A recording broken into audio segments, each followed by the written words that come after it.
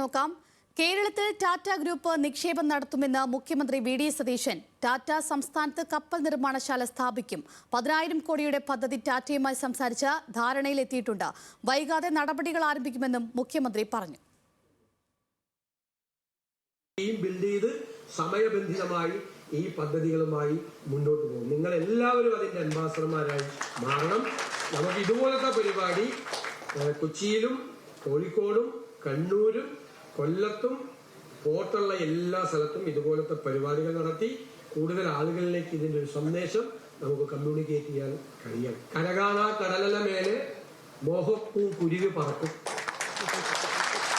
അറബിപ്പൊന്നാണ്യം പോലെ കേരളത്തിന്റെ ആകാശത്തിൽ ഒരു അമ്പിളി ഉണ്ടാവും. അതാണ് നമ്മുടെ ശക്തി. വിവരങ്ങളുമായി ദേവൻ എം.പിയാണ് ചേരുന്നത്. ദേവൻ, അങ്ങനെ ഒരു വമ്പൻ പ്രഖ്യാപനം, ഒരുപാട് പ്രതീക്ഷ നൽകുന്ന ഒരു പ്രഖ്യാപനമാണ് മുഖ്യമന്ത്രി പറഞ്ഞു വെക്കുന്നത്. ടാറ്റ ഗ്രൂപ്പ് കേരളത്തിലൊരു വമ്പൻ നിക്ഷേപം ഒരുക്കുകയാണ്.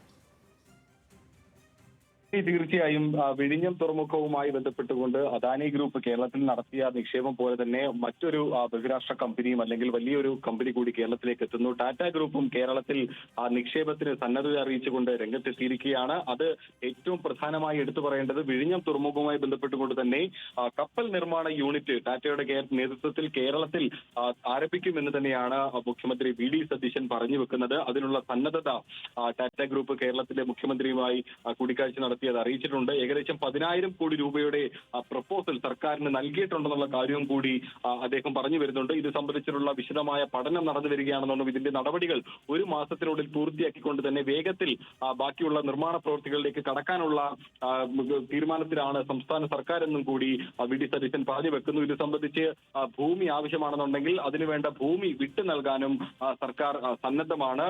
വിഴിഞ്ഞം തുറമുഖവുമായി ബന്ധപ്പെട്ടുകൊണ്ട് തന്നെ കൂടുതൽ നിക്ഷേപങ്ങൾ കേരളത്തിലേക്ക് എത്തുന്നു എന്നുള്ളതാണ് ഈ ഒരു പ്രഖ്യാപനത്തിലൂടെ നമുക്ക് മനസ്സിലാക്കാൻ സാധിക്കുന്നത്. അതും ഈ പറയുന്ന പോലെ തന്നെ വലിയൊരു നിക്ഷേപം, 10,000 കോടി രൂപയുടെ നിക്ഷേപം എന്ന് പറയുമ്പോൾ അത് കേരളത്തിന്റെ സാമ്പത്തിക മേഖലയിൽ തന്നെ വലിയ രീതിയിലുള്ള ഒരു കുതിച്ചുചാട്ടം ഉണ്ടാക്കാൻ കഴിയുന്ന തരത്തിലുള്ള ഒരു നിക്ഷേപമാണ് ഈ പറയുന്ന പോലെ തന്നെ ടാറ്റയുടെ ഭാഗത്തു നിന്നും ഉണ്ടാകുന്നത് എന്നുള്ളതാണ് ഏറ്റവും പ്രധാനപ്പെട്ട കാര്യം. പല മേഖലകളിലും ഈ പറയുന്ന പോലെ തന്നെ വലിയ രീതിയിൽ നിക്ഷേപം നടത്തുകയും ആ മേഖലകളിലെല്ലാം തന്നെ വിജയം കൈവരിച്ചിട്ടുള്ള ഒരു ബിസിനസ് ഗ്രൂപ്പാണ് ടാറ്റ ഗ്രൂപ്പ്. അവർ കപ്പൽ നിർമ്മാണ മേഖലയിലേക്ക് കൂടി കടന്നിരിക്കുന്നു. ആദ്യമായിട്ടാണ് ഈ ഒരു കപ്പൽ നിർമ്മാണ മേഖലയിലേക്ക് ടാറ്റ എത്തുന്നതെങ്കിൽ കൂടിയും ആ ഒരു ഈ പറയുന്ന പോലെ തന്നെ രാജ്യത്തിനകത്ത് ടാറ്റ ഗ്രൂപ്പിന്റെ ഒരു വിശ്വാസ്യത, ഒപ്പം തന്നെ വർഷങ്ങളായി നിലനിൽക്കുന്ന അവരുടെ ബിസിനസ് ശൃംഖല, അതെല്ലാം തന്നെ കൂടി പരിഗണിച്ചുകൊണ്ട് നോക്കുമ്പോൾ വിഴിഞ്ഞം തുറമുഖവുമായി ബന്ധപ്പെട്ടുകൊണ്ട് ടാറ്റ ഗ്രൂപ്പ് കേരളത്തിൽ ആരംഭിക്കുന്ന ഈ കപ്പൽ നിർമ്മാണ യൂണിറ്റും അത് വലിയ രീതിയിൽ കേരളത്തിന് ഗുണകരമാകും. ഒപ്പം തന്നെ വിഴിഞ്ഞം തുറമുഖത്തിനും അത് വലിയ രീതിയിൽ ഗുണകരമാകുമെന്ന് പറയുന്നുണ്ട്. ഒപ്പം തന്നെ വി.ഡി. സതീശന്റെ ഈ പ്രസംഗത്തിനിടെ പറഞ്ഞ മറ്റൊരു കാര്യം കൂടി ഈ കൂട്ടത്തിൽ എടുത്തു പറയേണ്ടതുണ്ട്.